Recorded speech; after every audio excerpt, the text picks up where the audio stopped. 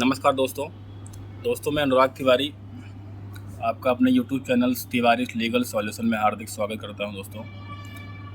दोस्तों आज मैं जो विषय लेकर के आया हूं बहुत ही अहम विषय है। हमारा विषय है 66A 66A IT एक्ट।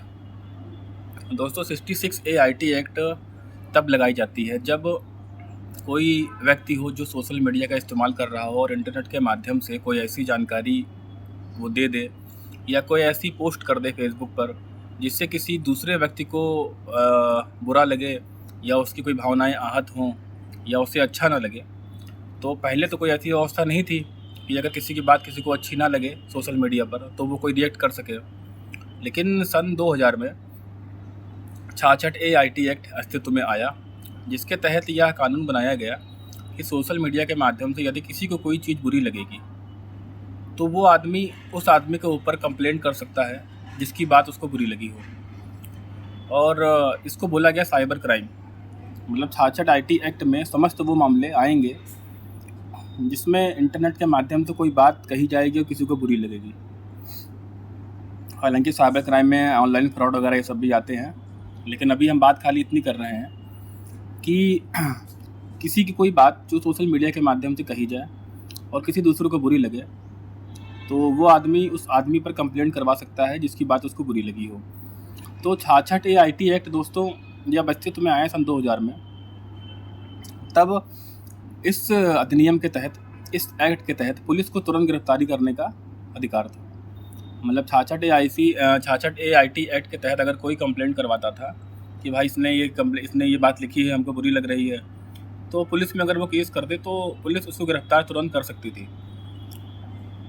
लेकिन 2000 के बाद 2015 में सुप्रीम कोर्ट में एक केस आया। केस का नाम था श्रेया सिंघल बनाम भारत संघ। इस केस में सुप्रीम कोर्ट ने एक जजमेंट पास किया। जैसा कि दोस्तों हम लोग जानते हैं कि जब सुप्रीम कोर्ट कोई जजमेंट देता है, कोई जजमेंट पास करता है तो वह जजमेंट समस्त भारतवर्ष में कानून बन जाता है। तो 2015 में जो ये केस का नाम था, आप इसे गूगल पे चेक कर सकते हैं इस केस में क्या हुआ था, कैसे जजमेंट आया, क्या हुआ। तो 2015 में श्रेया सिंघल बनाम भारत संघ मुकदमे में सुप्रीम कोर्ट ने कहा कि 66A IT एक्ट सही नहीं है। 66A IT एक्ट इंसानों की या भारत के नागरिक की बोलने की अभिव्यक्ति को चोट पहुंचाता है। मतलब सुप्रीम कोर्ट ने यह तर्क दिया कि अनुच्छेद 19(1) में भारतीय संविधान में साफ साफ लिखा हुआ है कि भारत के हर नागरिक को बोलने का अधिकार है, वो अपने मन की अभिव्यक्ति कर सकता है, वह किसी से दबेगा नहीं। वो चाहे सोशल मीडिया हो, चाहे आमने सामने हो, चाहे कोई भी पब्लिक प्लेस हो, वह अपने मन की बात कह सकता है। इसके लिए किसी का दबाव नहीं पड़ेगा। किसी को बुरा लगे अच्छा लगे उससे मतलब नहीं है।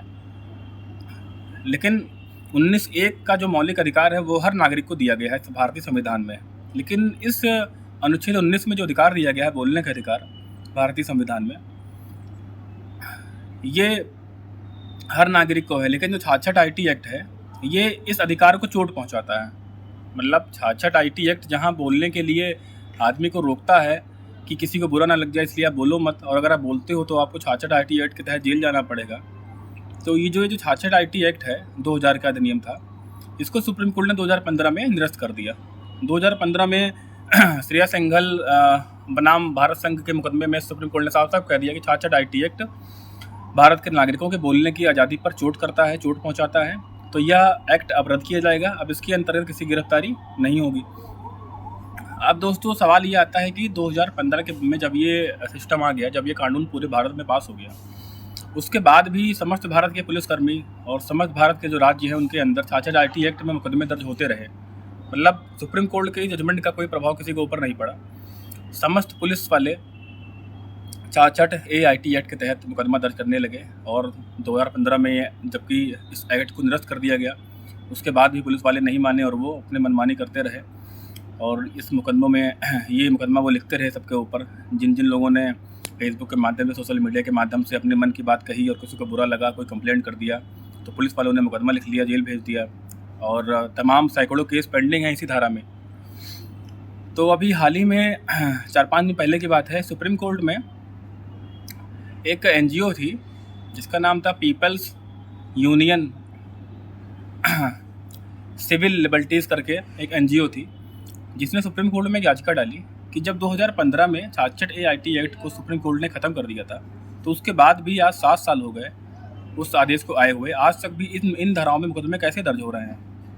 क्यों भारत सरकार ने आपके बनाए हुए जजमेंट को संपूर्ण भारत पर लागू क्यों नहीं कराया? क्या कारण था कि 2015 से लेकर के आज तक 7-8 साल हो गए, लेकिन 66 एक्ट में मुकदमे दर्ज होते ही जा रहे हैं, कोई लगाम नहीं, कोई कानून नहीं है? ये दलील एनजीओ की तरफ से सुप्रीम कोर्ट में दी गई। तो सुप्रीम कोर्ट ने भी यह बात कही कि हमको बहुत दुख है कि हमारे द्वारा पास किए गए जजमेंट संपूर्ण भारतवर्ष पर कानून बन जाते हैं, और उनको कानून बनवाता कौन है? कानून बनवाता है भारत सरकार।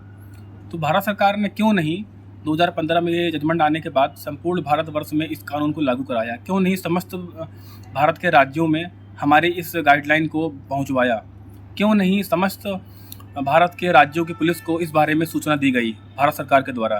तो भारत सरकार की यहाँ पे आलोचना करी सुप्रीम कोर्ट ने कहा कि हमको बहुत ही कष्ट हो रहा है कि भारत सरकार ने हमारे इस जजमेंट को ध्यान नहीं दिया, जिसके तहत लाखों करोड़ों लोगों के ऊपर 66 एक्ट के तहत मुकदमे चल रहे हैं, आज भी पेंडिंग है। अगर ये 2015 में ये अमल में आ गया होता तो आज शायद अब तक पुलिस वालों की हिम्मत ना बढ़ती इस मुकदमे में, इन धाराओं में मुकदमा दर्ज करने की।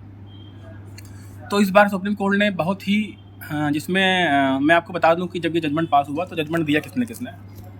इस समय सुप्रीम कोर्ट के जो जस्टिस हैं यूयू ललित, और एक भटनागर साहब हैं, और एक रस्तोगी साहब हैं। इन तीनों जजों की बेंच ने इस कानून को पास किया और बहुत ही सख्त रूप से इस बार कहा है कि इस बार अगर इसमें कोई कमी पाई गई तो सुप्रीम कोर्ट एक्शन लेगा। सुप्रीम कोर्ट ने साफ साफ इस बार आदेश में कह दिया है कि 66A एक्ट के तहत अब किसी के ऊपर कोई केस नहीं होगा। अगर कोई पुराने केस किसी के ऊपर चल रहे हैं तो उसको तत्काल प्रभाव से वापस लिया जाए। इस तरह की एडवाइजरी सुप्रीम कोर्ट ने पूरे भारत में समस्त राज्यों के डीजीपी को, पुलिस वालों को सूचनार्थ भेज दिया है और भारत सरकार को वो निर्देश दिया है कि इस तरह की जो सुप्रीम कोर्ट का जजमेंट है इसको पूरे भारत में लागू कराया जाए। और 2015 की भांति इस बार जो मैं जजमेंट दे रहा हूँ, जो यह न्यायालय जजमेंट दे रही है, इसका पालन पूरे भारतवर्ष में होना ही चाहिए। और साथ ही सुप्रीम कोर्ट ने यह भी कहा कि अब ये जजमेंट जो आज हम दे रहे हैं, इसके आने के बाद यदि कोई पत्रिका वाला, कोई प्रकाशन करने वाला, कोई किताब बेचने वाला या कोई भी पब्लिकेशंस हो, उसने अगर 66 एक्ट का जिक्र किया तो उसको दंडनीय माना जाएगा। अब कोई भी 66 एक्ट का जिक्र नहीं करेगा कि ये दंडनीय है, ये अपराध है। और जितने भी पुलिस वाले हैं सबको ये एडवाइजरी जारी कर दी गई है केंद्र सरकार के द्वारा। केंद्र सरकार ने किससे कहा गया है, सुप्रीम कोर्ट ने कहा है साफ साफ कि आप पूरे भारतवर्ष में समस्त प्रदेशों की पुलिस को इस बारे में अवगत कराएं कि वो 66 एक्ट के तहत कोई मुकदमा अब दर्ज नहीं करेंगे, और जो पुराने मुकदमे चल रहे हैं सबको तत्काल प्रभाव से वापस लिया जाए। तो दोस्तों, आज हमने चर्चा किया कि 66A एक्ट। तो अब आप अपने मन के विचार को सोशल मीडिया पर बेखौफ डाल सकते हैं, अपने मन की बात को लिखिए। हाँ, लेकिन एक बात का ख्याल रखिए कि अब ऐसा भी मत लिखिएगा कि किसी को इतना ज़्यादा बुरा लग जाए कि फिर चीज़ें वापस सुप्रीम कोर्ट को सोचना पड़ जाए कि यार हमने जजमेंट गलत पास कर दिया। तो कम से कम चीज़ों को कहिए, अब कानून बने या ना बने, लेकिन आपकी हमारी ये सोच होनी चाहिए कि हम ऐसी बात लिखें कि अगले को ठेस ना लगे।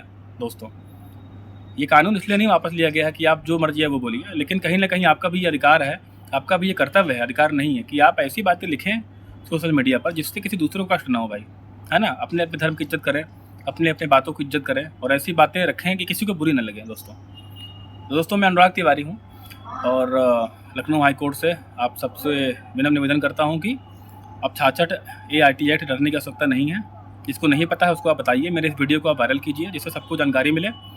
और कोई समस्या हो, कोई बात हो तो डिस्क्रिप्शन में मेरा फ़ोन नंबर है, आप मुझे फ़ोन कीजिए, मुझसे आप पूछिए। बहुत बहुत धन्यवाद। नमस्कार। जय श्री राम।